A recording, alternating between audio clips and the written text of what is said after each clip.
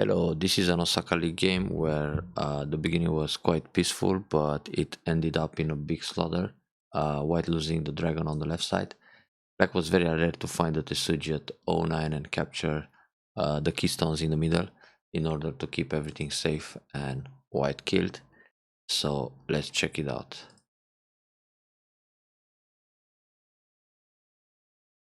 Now this Komoku, it's a little bit questionable because it's facing the top left corner. So for black it's very convenient to attack coming from the top left. So now there are two stones against one on the left side.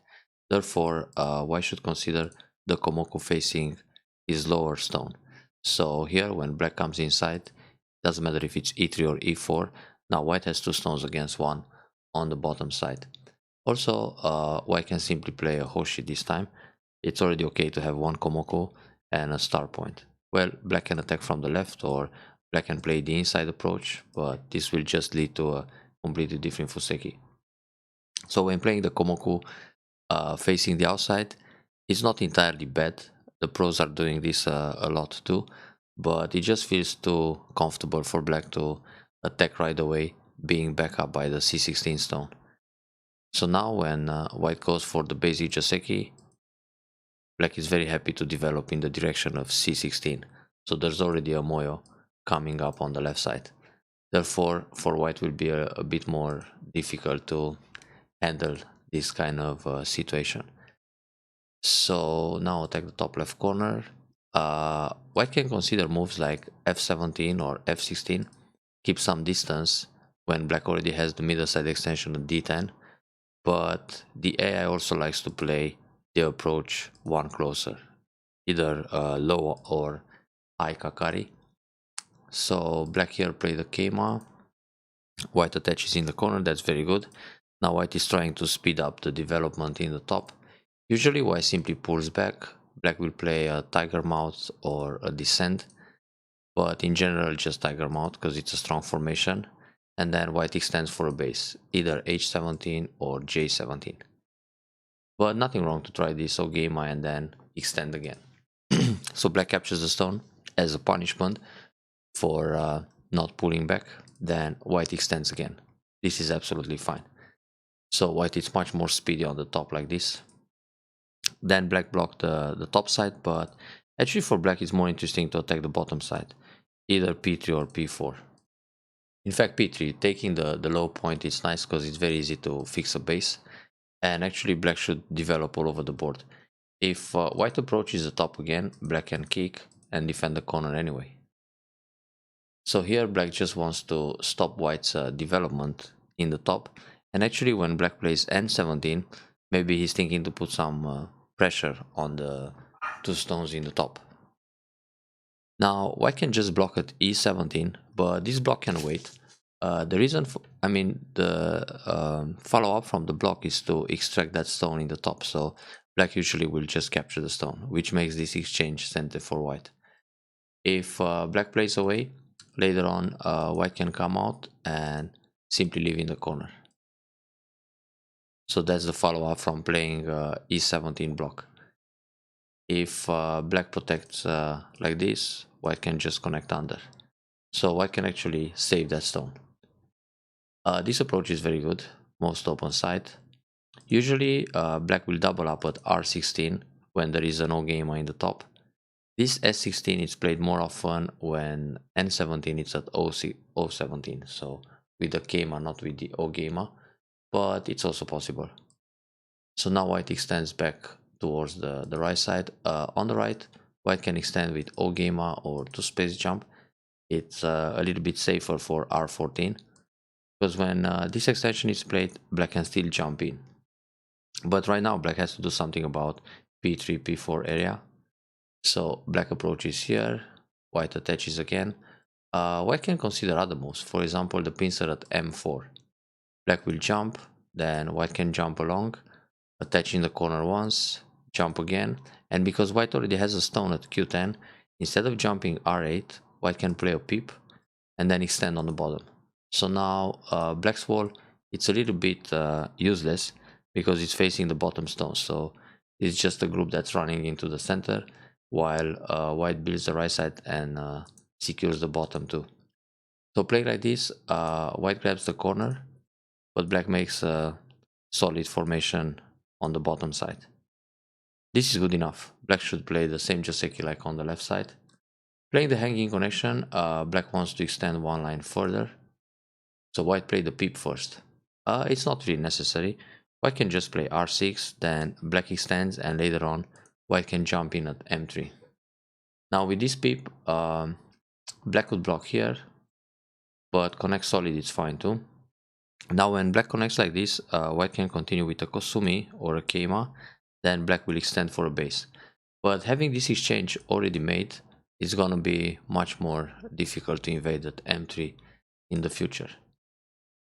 So when black blocks like this, white will Hane under usually, then black can Hane or play a jump to trade the bottom territory for outside thickness and then jump inside the right.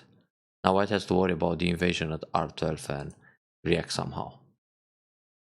So black can resist, but nothing wrong to connect and keep the bottom side. And it's a good idea for white to step up to q6, probably that's the reason for the peep in the first place.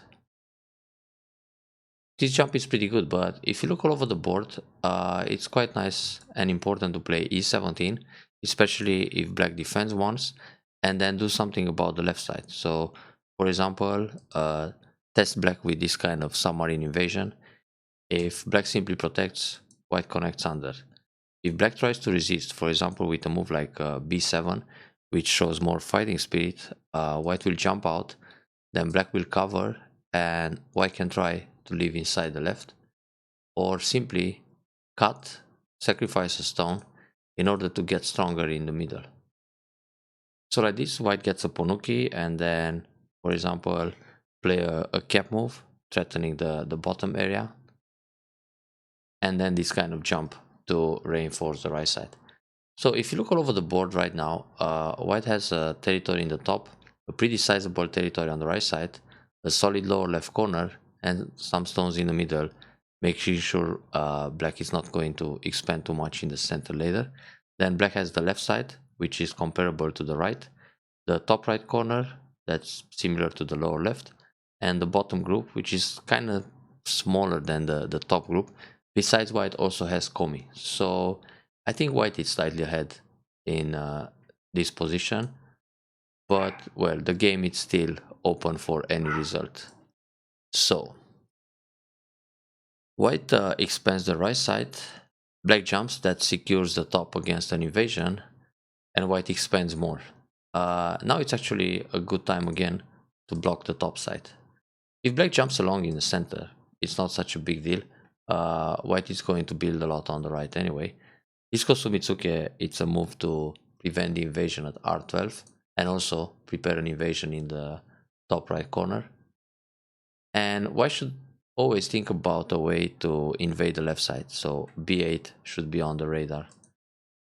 Now this schema is natural to expand the right, but leaves the top quite thin. For black, it's very nice to play a schema like f18 to remove the base in the top. White needs a move like this here. Back to the original game. So black plays a shoulder hit. This made things more confusing for white. But in fact, this doesn't really work. So why shouldn't push again? It's better to go down first. And now if black goes pushes to try the cut, when black cuts, there's a double Atari. So there is no way to cut. And then white captures the stone and everything is connected. Anyway, even without having the stone at c17, black wouldn't cut because white just captures that stone in the top. So when black pushes, white can only play d18 or capture the stone, white connects, and then black has to save the 3 stones. Therefore, white had to drop before blocking. Now, if black tries the cut here, white will cut, black has to connect or descend, and white can capture the stone in the ladder, so white is connected again. This is where white failed because black cut an unexpected stone, and then the left side became very large. This invasion seems a little bit desperate, so white should still use b8, then jump out, and think about the shoulder hit. I mean, well, this whole game under. If black cuts like this to capture the original invasion, for white it's very easy to leave inside. Like this, or a one space jump, or Keima to run out. So the more is damage. Now with this move things got a little more complicated. This invasion didn't work for white as planned. Let's see if there are better ways here. If push, black will continue with the Hane. Then white can use the attach, threatening to catch the two stones. If black separates, white comes out. Then push along. Wait, Atari first. Oh, white can go out. That's an option. But the problem is, black can play the Nobi. And now it's more complicated, because even if white connects the stones inside, it's not enough room for two eyes. Let's see the actual game. Kosumi. Kosumi again. Oh, that's quite ambitious. Because now there is some more Aji in the top. Yeah, so white plays a wedge to sacrifice and come out. Yeah, so far so good. It seems like white escaped. And it should be like that. In fact, white can turn first and then attach. Now if black tries the cut, it's Atari, Atari again, and connect to the top. It's done already, because if black cuts, white has the Atari. If black pushes and then cuts, white captures the stone. So now the edge of e16 comes into play. Therefore, black has to capture the stone eventually, and white can cover, and there is no way for black to cut. So white is already out. And if black plays the Nobi, white will connect, and it's easy to run into the middle. So Kosumi, then Nobi, Nobi again. White seems to escape, but then somehow still die with the group. Now that was strange, to lose this group. I was looking for this Kosumi, then when black pushes, block, cut, Atari, and Atari again, and capture these guys. It can happen. The problem is, black will push here first, and then push like this, and then cut. And now it's a bit more complicated. But in fact, still dangerous for black, because of the damage Sumari. But anyway, connect solid, it's fine. Then jump on the left, okay. So it looks like white can make some eye shape. Lots of liberties for the big dragon. Yeah, so far so good. Actually here, white should just expand the eye space with a move like this.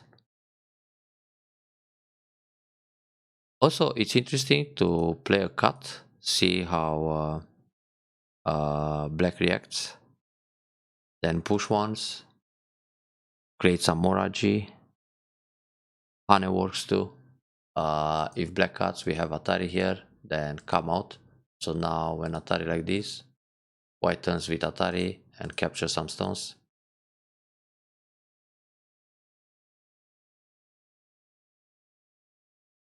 So much Aji. So, back to the game. White is trying to make eyes on the left side, which is also good.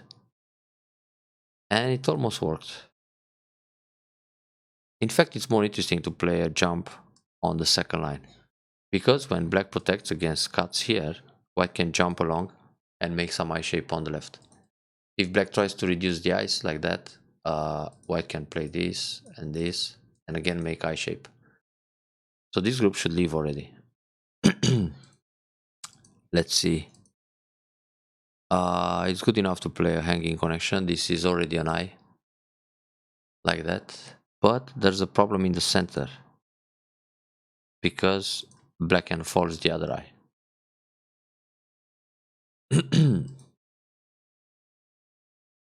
So now, tac. Oh, actually this move would be life, because when black takes away the eye on the left side by playing here, white can play another move in the center And when black forces the eye like this, there's another eye. So one eye here, one eye here. And when black makes sure there is only one eye in the center, for example playing Atari and escape, this is just one eye. Now white can make the second eye on the left side. So the group is alive, and actually after this invasion it's easy for white to win the game. So actually this was the highlight of the game, how to survive on the left side. So far white got an eye, then black is taking away the second one,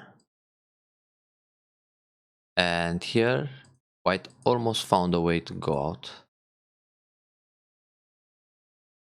For example, if white plays a Nobi like this and black will double up, white is going to try to kill the stones inside the moyo, and that's also a possibility to escape.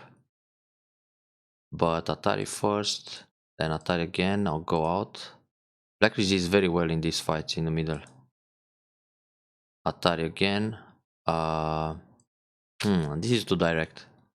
Let's see if there's a better way. Oh, this would be interesting now.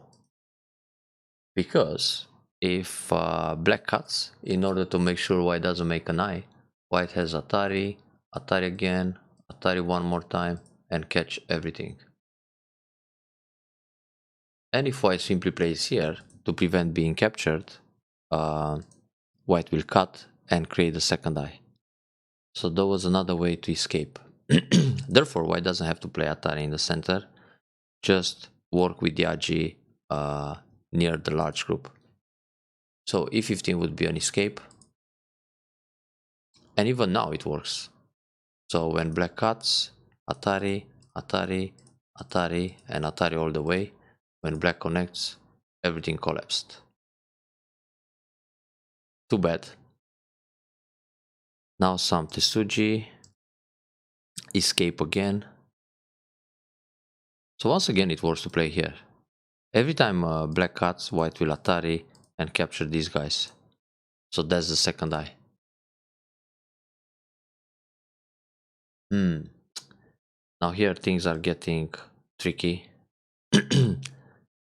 White can go out with an empty triangle, but it's ugly and it's hard to play it.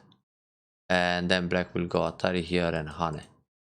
So it doesn't really help.